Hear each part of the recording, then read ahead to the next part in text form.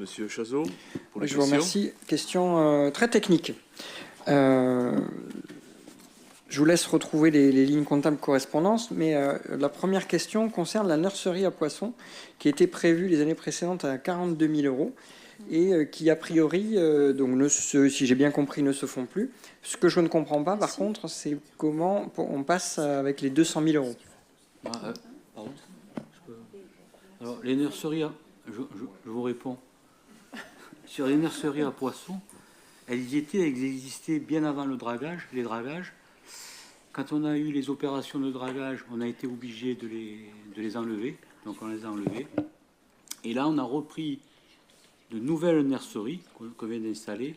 Et on fera, dans le prix de la nurserie que l'on a déjà installée, on fera des animations pour les écoles. Voilà. D'accord. Donc en fait, il faut comprendre que les 200 000 euros en question, ils regroupent l'ensemble de ces points-là. Voilà, c'est ça. D'accord. On en a mis plusieurs.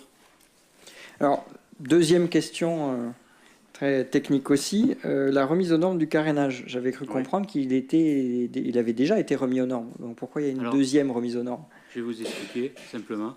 L'aire de carénage aujourd'hui de Carnot, il est très occupé. C'est pour ça que on a changé les tarifs pour privilégier les Carnonnais par rapport aux plaisanciers extérieurs. Ça, sur la question tarifaire, oui. Alors, il est très occupé. Pourquoi? Et là, je félicite les agents portuaires parce qu'ils ont une expertise que certains ports n'ont pas par rapport au calage des bateaux quand elle est sur la zone de carénage. Ceci dit, on a des contraintes d'économie d'eau, comme nos ports voisins, Catalogne, etc., ont eu l'eau coupée pendant des étés.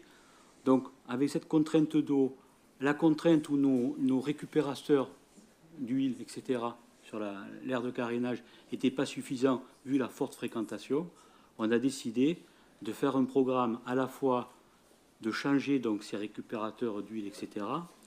Deuxièmement, de récupérer l'eau de lavage des carènes des bateaux, de les filtrer et de réutiliser l'eau pour refaire des lavages de carènes.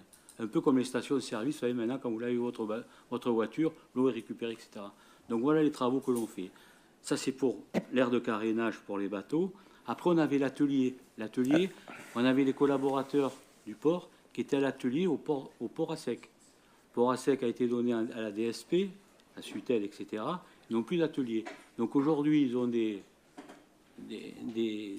algécos, comme on dit, qui sont dedans. Et donc on est en train, justement, l'aire de carénage, de refaire des ateliers pour nos collaborateurs avec un petit réfectoire, enfin avec... voilà. D'accord. Donc en fait, il faut comprendre que ce n'est pas une mise aux normes du carénage, mais des travaux d'amélioration. Il y a tout ça, voilà. D'accord. Du coup, vous avez anticipé la troisième et dernière question. Mais du coup, si c'est prévu pour le carénage, tout ce qui est les locaux techniques, pourquoi il y a 900 000 euros qui, au départ, étaient prévus à 200 000? Parce que justement, quand on a étudié le problème de l'aire de carénage, des locaux, on n'avait pas la contrainte environnementale par rapport à l'eau. Donc on a dit, à refaire l'aire de carénage, on va refaire complètement tout et on va intégrer l'économie d'eau. Si vous voulez. Ah mais ça je comprends. Et sur la partie carénage, ok, dont acte, c'est pas une remise aux normes, c'est des travaux d'amélioration. Ma question, donc 2, vous l'avez explicité, mais la question 3 reste légitime. Puisque vous venez de dire à l'instant que la partie technique était dans la même ligne comptable que le carénage, d'une part, et d'autre part, ce qui était prévu sur les locaux techniques à 200 000 euros passe à 900 000. C'est presque le prix d'une capitainerie si on continue. Non.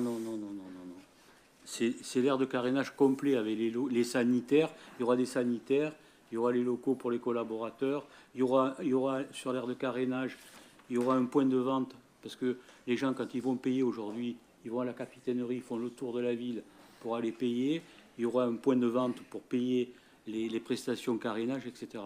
Donc c'est une enveloppe globale. Une grosse enveloppe si on fait le cumul des deux. Vu le montant, il serait peut-être judicieux de le présenter à ce conseil, alors à moins que d'autres autour de cette table aient eu connaissance plus avant de nous ce sujet, mais ça serait pertinent de nous le présenter pour ce montant-là.